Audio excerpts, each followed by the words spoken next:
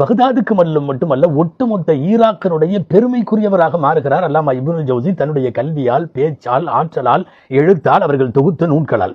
இப்ப இந்த அளவுக்கு ஆன உடனே அந்த நேரத்தில் இருந்த உலமாக்கள் அத்தனை பேருக்குமே ஒரு சின்ன ஒரு பொறாமை இருந்தது, ஹசத் இருந்தது. கல்வி உள்ள இடத்தில் அது சகஜம், அது இருக்கத்தான் செய்யும். வரலாற்று காலங்களிலே நாம் வாசித்து பார்த்தால் அப்படித்தான் தெரிகிறது.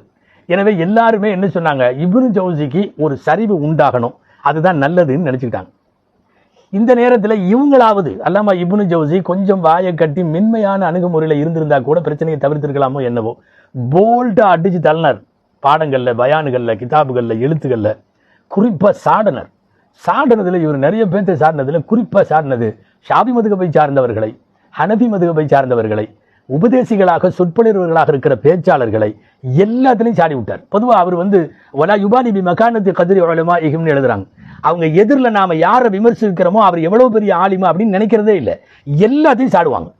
சமயங்கள்ல இவரால் மதிக்கத்தக்க சில பேரையும் அவர் விமர்சனம் பண்ணியிருக்கார். விமர்சனத்தினுடைய ரைட்ஸ் உண்டு அப்படின்னு நினைக்கிறார், தன்கீதுடைய ஹக் என்று சொல்வார்கள், அது இருக்குன்னு நினைச்சிட்டு அவர் பாட்டில் பேசினார். ஒரு கட்டத்தில் என்ன ஆச்சு தெரியுமா, இவர்களுக்கு முன்னாலே வாழ்ந்த ஈராக்கினுடைய மிகப்பெரிய அடையாளமாக கருதப்பட்ட ஷேக் மொஹிதீன் அப்துல் காதிர் ஜீலானியே சாடுறார் தன்னுடைய பேச்சில். யார்? அல்லாமா இப்னு ஜௌசி. நான் இங்க நிறுத்துறேன், கொஞ்சம் நீங்க யோசிக்கணும். அல்லாமா இப்னு ஜௌசி மொஹிதீன் அப்துல் காதிர் ஜீலானி அவங்களுக்கு எதிர்ப்பு அல்ல, நல்லா தெரிஞ்சுக்கணும். நிறைய கட்டங்களில் அவர்களை பாராட்டி இருக்கிறார்கள், அவர்களின் கிதாபுகளை எடுத்து மேற்கோள் காட்டியிருக்கிறார்கள். ஏன் போய் கௌதுல் ஆலமுடைய சபையிலேயே போய் உட்கார்ந்து பாடம் படிச்சிருக்காங்க. இப்னு ஜௌசிக்கு ஒரு வகையில உஸ்தாது, ஒரு வகையில ஷேக்.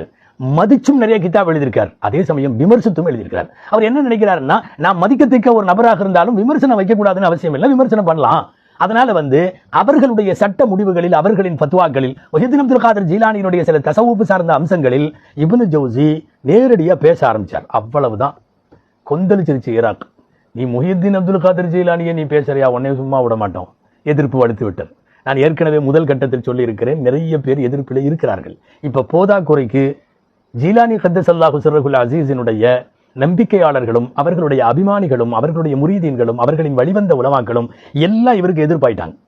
ஏன்னா இவர்கள் இன்றைக்கு ஹம்பலி மதுகபை சார்ந்தவர்களாக இருக்கலாம். இதுக்கு முன்னாடி ஈராக்கில் ஷேகுல் ஹனாபிலா, ஹம்பலி மதுகபுடைய ஷேக் என்று யாருக்கு பெயர்? மொஹிதீன் அப்துல் காதிர் ஜீலானிக்கு பெயர். அவங்களையே இவங்க இழுத்து வச்சு பேசுறாங்கன்னா ரொம்ப கடுமையான எதிர்ப்பு வந்து விட்டது. இது இரண்டாவது கட்டம்.